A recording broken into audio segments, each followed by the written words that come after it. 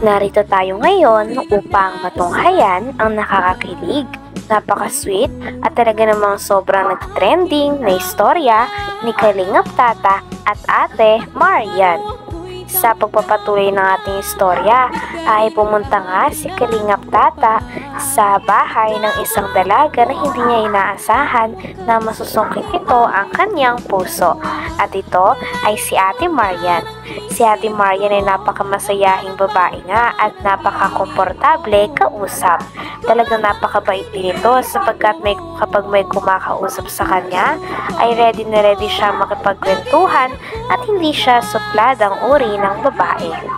Kitang-kita din na habang nagkikwentuhan sila ni Kalingap Tata ay happy din silang dalawa, lalong-lalo na si Ate Marian. Walang tigil na nga kakatawa si Ate Marian dahil ang kulit-kulit din ni Kalingap Tata at ni Kuya Arjon kapag magkasama. Kaya sigurado nung nandun silang dalawa sa bahay nila Ate Marian ay kitang-kita na sobrang napasya nila ang napakagandang dalaga na ito. Kaya naman mas lalong nabibihag ang puso ni Kalingap Tata dahil napakasimple. Tatanungin kita, ano? Ano ang pangalan mo? Marian po. Marian, tatanungin kita, Marian. Sino ba ang pipiliin mo sa amin dalawa? Sana hindi na kita inuntahan. Ha? Sana hindi ko na sa inuntahan. Kung ikinanaman natin ano siya. Yung sa atin lang naman ngayon, makikipagkaibigan tayo. Oo, kami ka na. Ikaw iba kasi yung iniisip mo agad eh. Sorry. Masyado kang harsh. Sige na, Huwag kang mayakap. No. Bakit? Sige, tata. Ate, ganda. Talagang nagtatalo pa nga si Kalingap Tata at si Kuya Arjon kung sino daw ang dapat maka-love team ni Ate Marian. At sabi naman ni Kuya Arjon ay siya naman daw kasi ang nakapag-scout kay Ate Marian. Sabi naman ni Kalingap Tata ay okay lang yon sapagkat ang balak niya naman ay makipagkaibigan lamang talaga. Dahil tuwang-tuwa nga si Kalingap Tata dahil may bago na naman siyang nakita na babae na talaga namang napakabait at napakaganda din at the same time. Kaya syempre kakaibiganin niya ito sapagkat gandang-ganda talaga siya kay Ate Marian at napakabait pa nga nito. Habang nandun nga sila ay mas lalong nakikilala ni Kalingap Tata ang dalaga na ito at humahanga siya dahil napakatalino din pala ni Ate Marian. Tuwang-tuwa naman si Kuya Arjon sapagkat nai-inlove na naman muli si Kalingap Tata sa mas bata sa kanya kaya pinagtatawanan niya ang dalawa. Ganda rin. This is Kalingap Tata. Ayan. Sana magkakaibigan po kayo. Ito yung usang tatay. Hindi naman, grabe. Grabe mo lang ako nilalaglag eh. Kuya. Bakit kuya? Pwede kasi, gusto tanda ka sa akin. Bata pa naman ako tingnan eh. Kaya nga, kuya, diba? Kuya Tata. Bakit kuya? Tata lang, ano, magkuya ka sa akin, Tata. Kuya Tata, kuya Ha? Tata. I prefer kuya po. Kaya!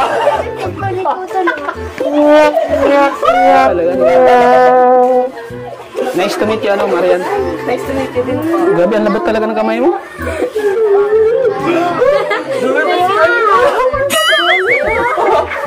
Salamat at nakilala kita.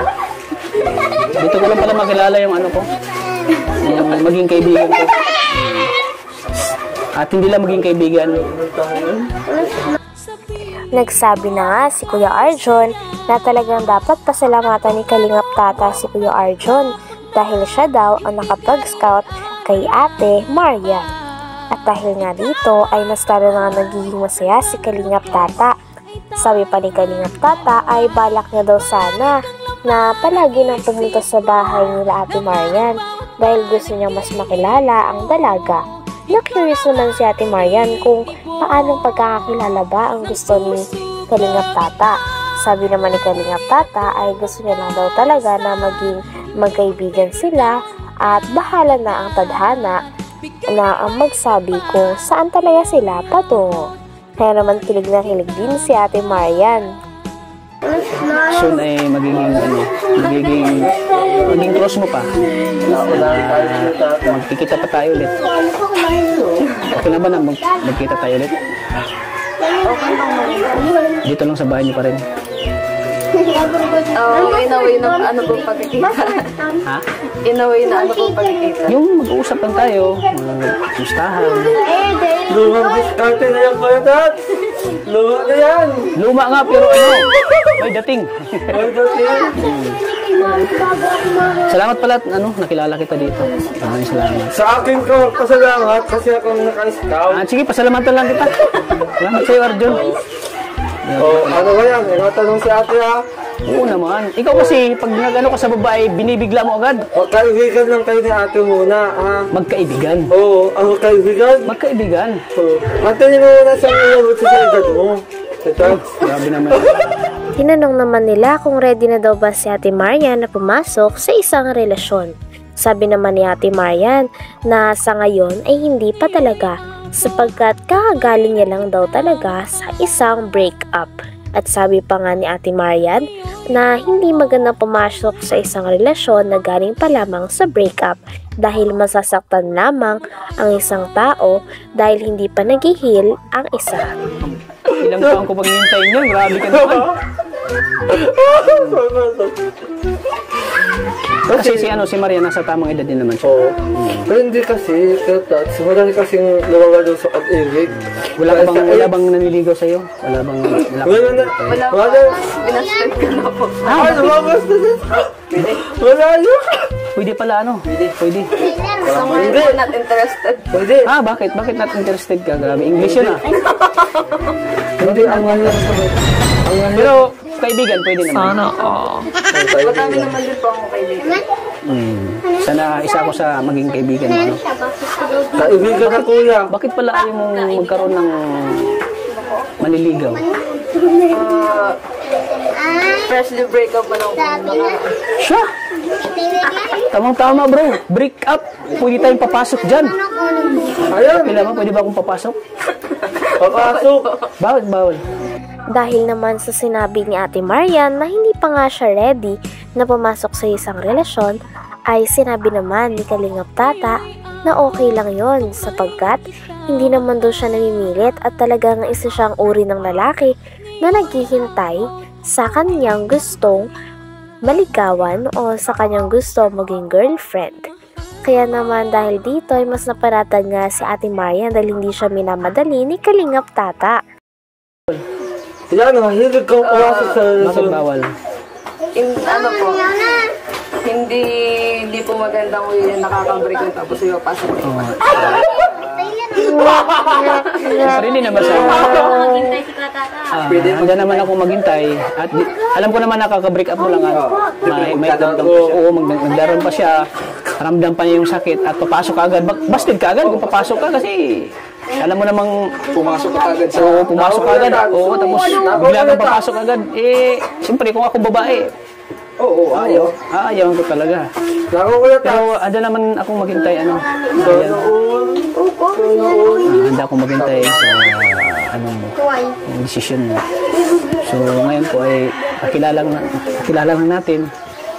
Hindi pa natin kilala yung isa't isa, Sabi nga ni Kalingap Tata na mas okay daw na kilalanin daw muna nila ang isa't isa dahil no pressure naman daw. Dahil alam niya nga na hindi pa talaga ready si Ate Marian.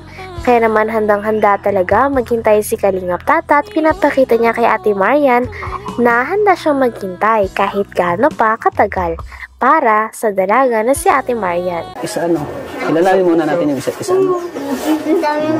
Kuya Tats, ang diskarte mo. Ayusin mo, Kuya Tats.